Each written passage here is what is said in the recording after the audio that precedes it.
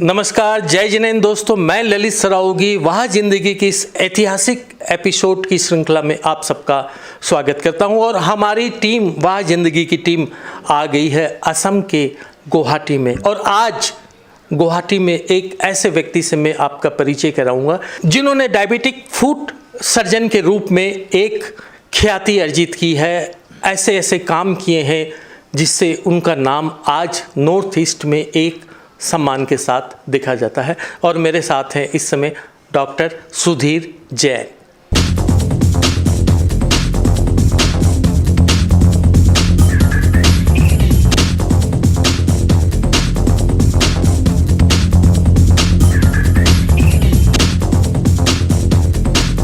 Doctor साहब, वहाँ जिंदगी की इस ऐतिहासिक श्रृंखला में आपका स्वागत है। नमस्कार, जय जिनेंद्र ललित जी।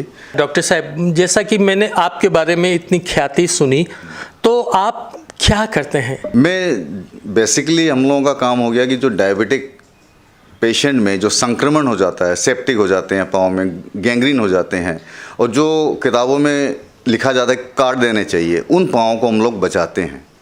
डॉक्टर साहब, आपने आज तक कितने लोगों के अंगों को बचाया होगा? ललित जी, मेरा जहाँ तक अनुमान है, हम लोग 100 मरीजों में 3 या 4 ज़्यादा से ज़्यादा का पाँव कटने का माने हमारे हाथ से हुआ है। माने जो आदमी आते हैं जो बहुत लेट स्टेज में भी, उनके भी पाँव बचाते हैं, क्योंकि हमारे यहाँ सब एडवांस स्टेज में सेप्टिक गैंग्रीन होके सड़ गल के आने वाले पेशेंट आते हैं।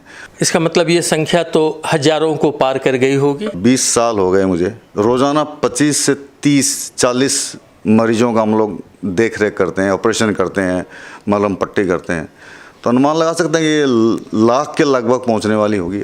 तो डॉक्टर साहब, क्या ये जो डायबिटीज़ का जो ये रोग जो अपने प्रकोप रूप में, भयानक रूप में आता है, तो ये क्या केवल पाँव तक ही आता है या शरीर के अन्य अंगों में भी आ सकता है? ये ललित जी, पाँव सबसे ज़्यादा हमें मानो तो नेग्लेक्टेड पार्ट है ह्यूमन आदमियों का। तो पाँव में ही ज़्यादा चोट लगती है, पाँव में ही ज़्यादा विकृति आती है, इन्फेक्शन होता है। और पाँव में जब संक्रमण इतना बढ़ जाए कि पूरे शरीर में वो सेप्टिक व्याप्त हो सकता है, तो उस क्षेत्र में उसके कई सिस्टम्स, जैसे आपको मान लो कि हार्ट, किडनी, लीवर, मस्तिष्क, ये सब भी सेप्टिक की वजह से डैमेज हो सकते हैं। तो जो इन्फेक्शन पाँव में चालू हुआ, वो इन्फेक्शन, वो सेप्टिक पूरे शरीर को खा सकता है। तो क्या प्रिकॉशन लेना चाहिए, क्या करना चाहिए रोगियों को जो इस स्थिति तक वो नहीं पहुंच पाए? ये ललित जी, देखने में आया कि अवेयरनेस नहीं है जनता में पाँव के प्रति।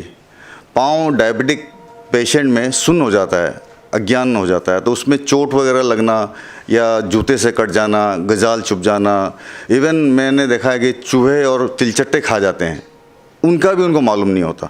तो ये अवेयरनेस क्रिएट करना सबसे बड़ी बात है। यदि उस अवस्था में जब पाँव में जस्ट चोट लगी है, उसी समय यदि वो व्यक्ति उस चीज़ की संज्ञान ले ले, तो निश्चय वो उतने सेप्टिक के रूप में वो कभी भी जा ही नहीं सकेगा।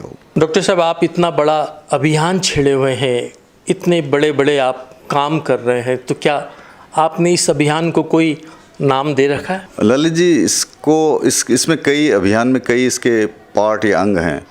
तो मैंने कुछ एक ऐसी तरकीबें निकाली जिससे कि जनता इसके बारे में सजग हो सके। उसमें से एक मैंने निकाला प्रोजेक्ट चरण स्पर्श। तो इसमें यह कहा जाता है कि तुम्हारे खुद के पाँव, दूसरों के पाँव, डॉक्टर मरीजों के पाँव यदि छूना चालू कर दे, तो कुछ एक ऐसी बीमारियां हैं जो बहुत ही सामान्य सी होती है। जैसे बताता हूँ मैं, आयटन बनना, पाँव में बीवाई फटनी, पाँव में सूजन आ जाना, तो इनका यदि इलाज सही टाइम पर यदि हो जाए तो इन्फेक्शन हो ही नहीं। तो मैं ये बताना चाहता हूँ कि भैया अपने आप के पाँव भी छुओ, डॉक्टर जो है वो मरीजों के पाँव छुए। तो इसके लिए क्या होता है कि पाँव के प्रति एक सम्मान आ जाता है कि भैया डॉक्टर ने मेरे पाँव छुए, आज इस पाँव में ज़रूर कुछ है।